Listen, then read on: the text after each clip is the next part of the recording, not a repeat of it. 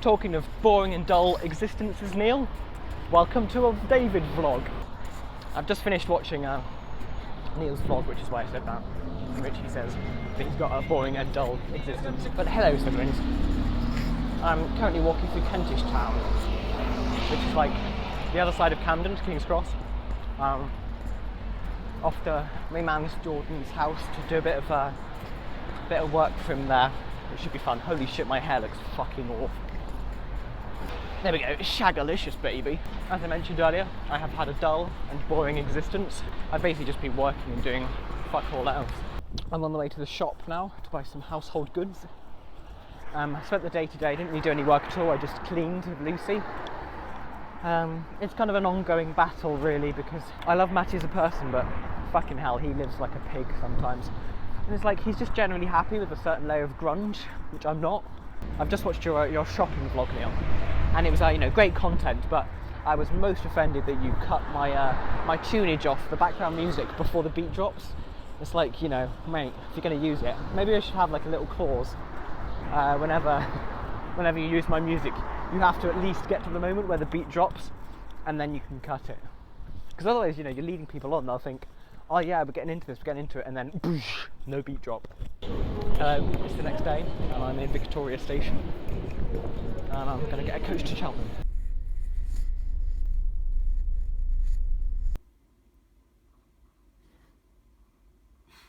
And now I'm here. So several days has gone since the last segment, and it's now, what day is it? Saturday the 25th of February. As you can see by this, and obviously my previous vlogs to you, I'm not very good at actually planning a time to sit down and record a video and then actually engage with you in one solid chunk. What you seem to see is actually just an insight into my life through just various clips that don't fit together at all. But to finish off this vlog in some kind of way that works and is nice and is coherent, I thought I'd do what I've seen some YouTubers do, which is get ready with David. Get ready with David!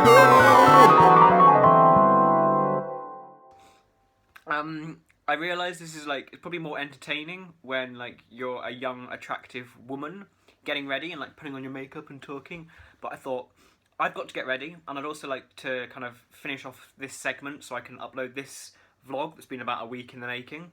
So I thought, what better way to do it than to get ready with my siblings. Get ready with David! So let's go. This is fucking weird, isn't it? This idea is becoming increasingly weird by the second. But I'm just gonna keep going with it just because it's a strange idea, and one that we'll talk about for years to come, I'm sure. This is something that I did record myself talking about, but because I was walking and talking, it came out as really shit quality, so I'm just going to talk about it again. It was the fact that I went to see a musical last week. It was a musical called Girls, and it's the musical adaptation by Gary Barlow of the film Calendar Girls, which I don't know if you two have seen. I haven't seen it. Just about a bunch of old women who get naked for a nude calendar to raise money for charity.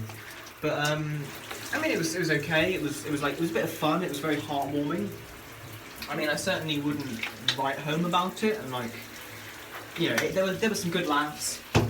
You know, fairly mediocre songs. I know, Neil, you're not a particular fan of musicals anyway per se, but I wouldn't necessarily recommend it to a friend. We got it because I say we. Lucy wasn't with me because she was working, but I've got a friend who is on he's on a mailing list where it's a woman. She's called Laura. It's her job basically. She's employed by theatres to make sure that there's no empty seats ever in the theatre. So what they do is about 2 hours before a show, if they haven't sold any seats, they tell her how many seats she's got to fill, and then she basically mails round, and the idea being that you get 2 hours notice and then turn up and get a free theatre seat, because of course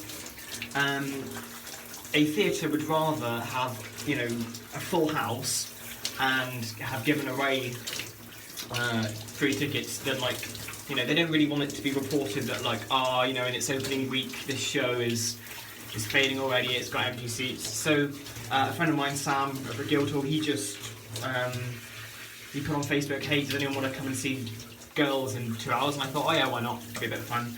And now I'm on that mailing list as well, which is great. So hopefully I'll be getting free tickets.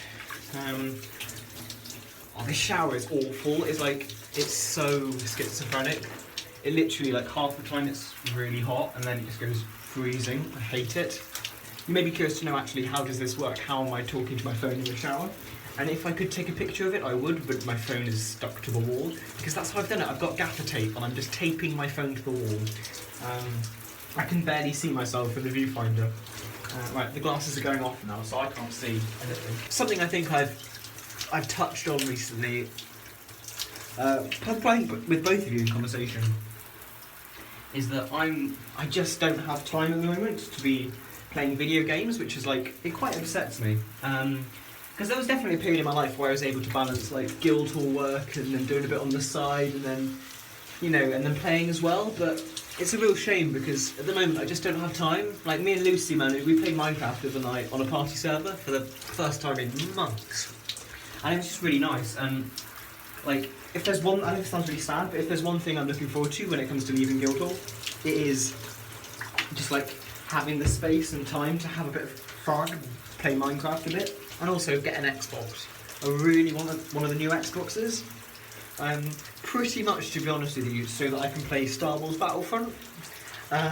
Because basically, like, at the moment on Xbox, the only Xbox that you can play Battlefront on is the original Xbox, which of course is so outdated now. I mean, even the Xbox 360, which is what we have at the moment, that is outdated, but you know, there's no Battlefront for Xbox 360. So I really want to buy one of the new ones, just so I can, you know, play Star Wars Battlefront. I've never actually played it, and everyone says it's a really good game. I got my marks back from Guildhall for my mid-year portfolio assessment, and yeah, I mean, the marks kind of reflect my my effort I think I put in it.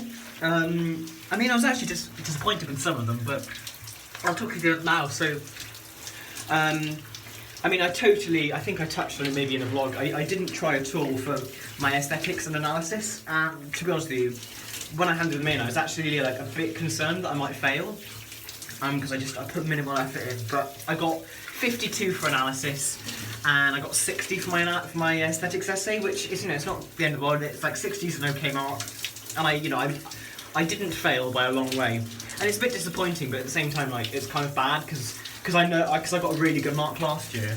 I know that as long as I like write my compositions well, like, I'll kind of drift through fine. And then in the solo piece, I wrote for 8 Voices, which I put on Facebook, and I think you both saw it. And I also put a segment in the vlog, of course. That got 70, which, like, I know it's a distinction, but like, I was a bit disappointed, and like, some of the marks on the marking sheet were just like so ignorant. In terms of, like, so it got triple marked, and one of the comments on one of the mark sheets was like, oh, you've written for the 8 Voices really well, and in your arrangement, like, the text comes out really clearly, which is lovely. And then one of the other markers, like, said, like, oh, it's a really confused and mismatched texture, and all text is lost, which is just like, they literally, like, it's just, they're opposite comments. I mean, he's a bit of a wanker anyway, that guy. He's like Stoner marker. I'm not going to name any names. He's called Andrew Hamilton. But like, he's just a wanker, and he's come into sessions before, and he's just a bit of a bitch. And his music is so shit. Like, so shit. But anyway, I'm not bitter, but... And I think, like, I would be fine with a 70, but like, for instance, one of the other guys in my year, like, he got a 64, and... like, I thought his piece was, like, all over the place and, like, not great. And I just thought, like, if he's got a 64 and I've only got a 70, like, I don't know, I don't feel like mine was only, like, that little bit much better than his. I actually thought mine was, I don't want to sound really arrogant, but I thought mine was really fucking great. And, like, everyone who heard it, and, like, everyone at the workshop, like, the ensemble, they loved my piece. So yeah, I mean, I'm happy, and I know like I'll still be fine, and I'll get a good mark at the end of the year. But who knows? Who knows? Time to get out. So at the shower, I should check there's no mirrors behind me. I didn't want you to get a nice view of my asshole. But as I touched on, like, yeah, it's just, I don't know. Especially like, what am I saying? I think like the bottom line is I have a real problem with the idea of like putting a numerical number based on like the quality of a piece of music, and like there's, in some respects you can do it in terms of like if someone's got no technical facility, or if like the stuff like, you know, if their parts don't match up with their score, or they're just doing things that like notationally are wrong, you can mark someone on the value of that.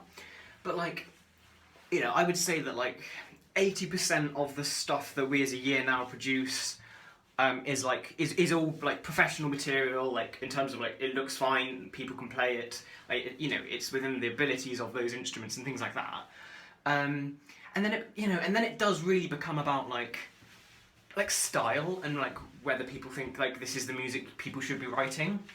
And I've just noticed that like there's a general trend that like, because there's a lot of contemporary strange music, and I'm fine with strange music, but I also think that like it's important that people know that like that's not the only thing out there, and it's like it's not particularly what I enjoy, and I don't write like that, and I feel like because I write in something that isn't like the path that Guildhall particularly pushes, that is like a little bit of a problem, and I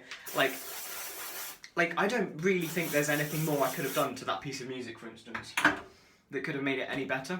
I think that piece worked as I wanted it to, and it was effective. I don't know, I mean, I'm looking forward to a time where I don't have to be in the educational world of music composition, because I think there's so much, like, people almost don't care about the music, they care more about what you have to say about the music, like, are you... Like, you know, can you articulate well exactly where your music comes from and where the notes come from, and do you have a system and a pretty graph to show where those notes come from? And I don't know. It's a hard one. Because, like, at the same time, like, all the people who do get really high marks, you know, they do have a very high level of technical ability, it's not that. I don't know. And I must say, I'm very much looking forward to, like, just getting out of London. Because what is it? It's March, nearly March. I'm about mid-July, and I'm just looking forward to that. Oh, I will actually, because I think earlier I put a segment in when I was like, oh, I'm going to Cheltenham, but then I didn't really say anything about it. I went to Cheltenham to finish off a little album I've been doing with Ben Chipola, which is literally just like some library music, some funk music, to hopefully be sold to like Channel 4 and Channel 5. And so yeah, we were just laying down the final kind of they're like the backing instrumental parts, and then next week I'm in the studio with a horn section, and we're gonna record the horn parts onto it. And yeah, hopefully it's gonna be like banging. I'm really chuffed with how it's gone actually, and like everyone involved in the project's just like really into the music, which is really lovely. Here's something cool actually. So Matty is starting up a bespoke sign and lighting company. And at the moment he's just accepting any work, just to try and like get enough stuff that he can put on his website. And one of the things you may have seen, it was on Facebook, was this, which is the cunt light, just a nice bespoke light box, which I helped make actually. But what he also made me was this lovely sign, which is going to go up here next to my little makeshift home studio. And yeah, I mean D-Night Music, because that's my website. dnightmusic.com. There's not much on there at the moment. I mean, and I think kind of that's all for today, really. We did the shower, we did the get ready with David. Get ready with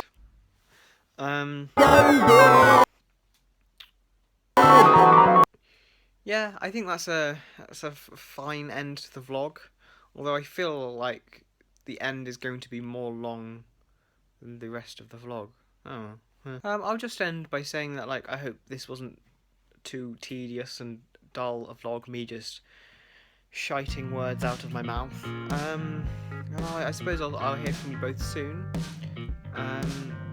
yeah, have a nice week, the two of you, and I've enjoyed both of the vlogs from you both, so thanks for that. And yeah, I'll see you soon. Bye bye.